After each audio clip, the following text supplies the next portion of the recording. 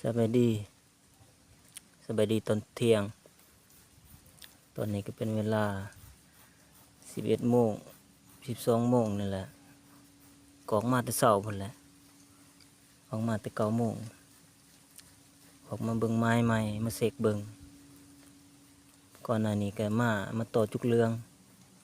ยินมันห้องนะห้องถือหูมื้อนี้ก็เลยเอานกแอบต่อมา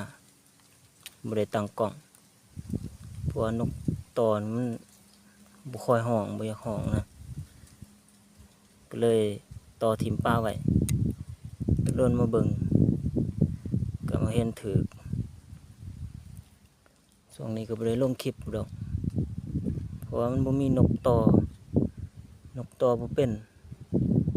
ก็เลยบ่ได้ลงถามว่าต่อบ่ก็ยังต่ออยู่แต่บ่ได้ต่อดุปานใดล่ะเดี๋ยวนี้มันบ่มีนกต่อนะนกบ่ฮ้องนกต่อนกแอบต่อนี่ก็ ได้มาแต้มหนึ่งตัวนี้มีจุดเด่นพิเศษคือแข็งนกที่แก่มีอายุโคตรใหญ่เลยแข็งมันนี่เบิ่งเฒ่าแห้งนะนกตัวนี้นะก็บ่รอปานใดดอกนกตัวนี้หางยาวแต่ก็บ่ฮ้องบ่ดิ้นเด้นกตัวนี้บ่ฮ้องบ่ดิ้นเวลาเราจับปากอยากยาวๆนะเบิ่งคอเหลืองดีนะโตอยากพร้อมๆแหน่จังหน่อยเบิ่งด้านนี้ถ้าตุยนะจะโตใหญ่กว่านี้นะนกตัวนี้นี่อยากจอยนกตัวนี้อยากจอย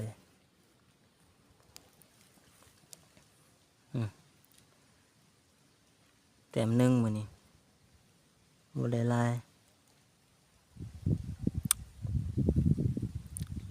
กำลังปั่นนะกำลังปั่นนกต่อใหม่บ่มีนกต่อพุ่นละถ้าได้นกต่อดีๆเก่งๆพุ่นละจึงสิได้ตั้งกล้องอัดคลิปลงปกติให้ได้เบิ่งก็อย่าฝ่าถอดใจติดตามกันไปก่อนเนาะปีหน้าอาจจะมีนกต่อ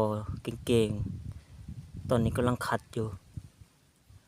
กำลังหาอยู่นกต่อนกชนิดนี้มันต้องใช้เวลานะบ่คือนกอื่นๆบ่คือนกจุกเรืองนี่ง่ายการที่จะคัดนกต่อนี่ง่าย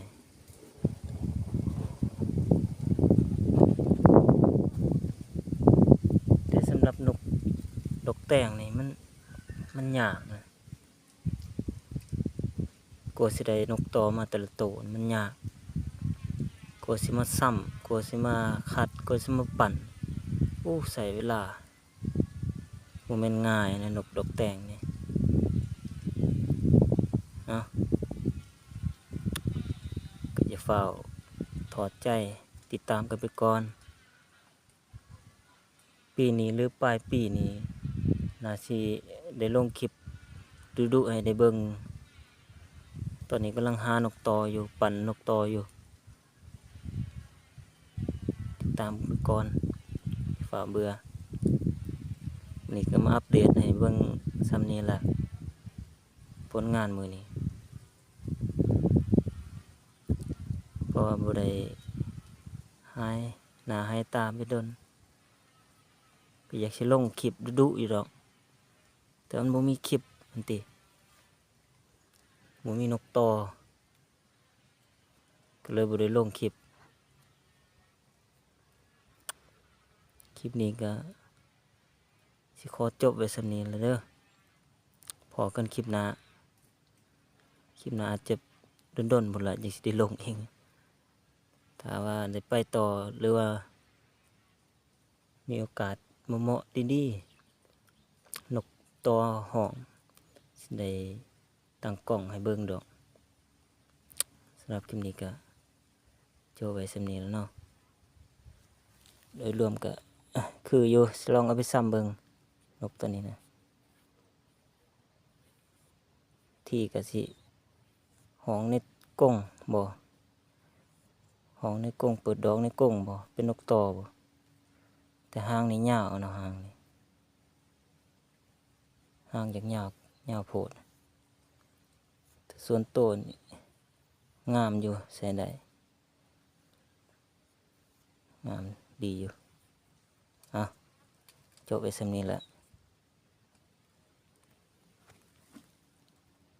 พอกันคลิปหนาเนาะ